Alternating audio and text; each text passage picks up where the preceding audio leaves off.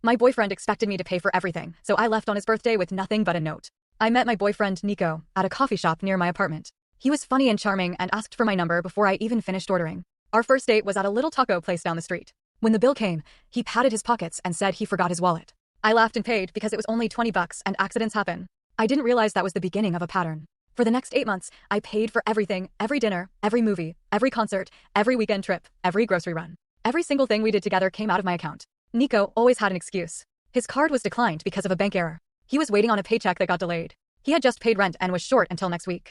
He lent money to a friend and was waiting to get it back. There was always a reason, and I always believed him because he promised to pay me back eventually. He never did. I worked as an office manager and made decent money, but not enough to support 2 people.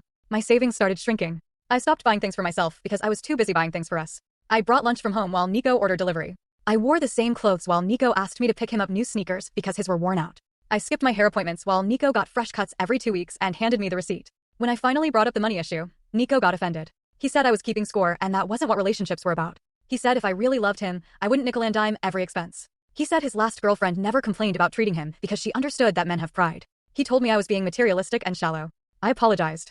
I actually apologized for asking my boyfriend to pay for anything. That's when I knew something was wrong with me for staying this long. I didn't break up with him right away. Instead, I ran an experiment. I told Nico I was having money problems because of unexpected bills and said I needed to cut back on spending for a while. He said that was fine and that we could just stay in more. That weekend, he asked what I was making for dinner. I said I wasn't cooking because I couldn't afford groceries. He asked what he was supposed to eat. I told him he could figure that out himself. He ordered pizza on my account without asking. I canceled the order. He threw a fit and said I was being petty. I said I was being broke. He stormed out and didn't talk to me for 2 days. When he came back, he brought flowers that I later found out he charged to my streaming account through some weird workaround.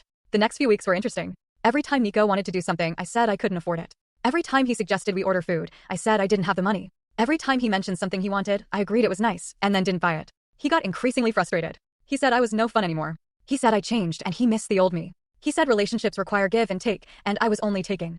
I almost laughed in his face. The final straw came when Nico's birthday approached. He sent me links to restaurants he wanted to try and gifts he wanted to receive. He told his friends we were going out for a big celebration. He assumed I would pay for all of it because I always had before. On his birthday, I woke up early and packed a bag. I took everything that was mine from his apartment where I'd been staying most nights. I left his key on the counter with a note that said, "Happy birthday." I blocked his number before he even woke up. His friends texted my friends asking what happened. I told them to tell him I couldn't afford a boyfriend anymore. Last I heard, Nico had to move back in with his mom because he couldn't cover rent without me paying for everything else in his life. He told people I was crazy and left him for no reason. He said he was blindsided. He told people I used him. I don't care what he tells people. My savings account is recovering. I eat out when I want to and don't have to share. I buy myself things without feeling guilty. I haven't paid for a man's haircut in 6 months, and it feels incredible. Some lessons cost money. Nico's lesson cost him everything he got for free.